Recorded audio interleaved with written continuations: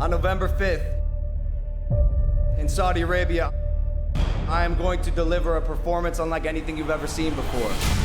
Every industry I ever do, I'm built at the highest level. Floyd Mayweather could not take me out, and I am not a boxer. That's why I called out the GOAT immediately. This man has had 2 matches. I've been the champ for over 2 years. There is no one even close to touching the level that Roman Reigns is on. I'm gonna show you what God mode looks like. What if I land that one lucky shot?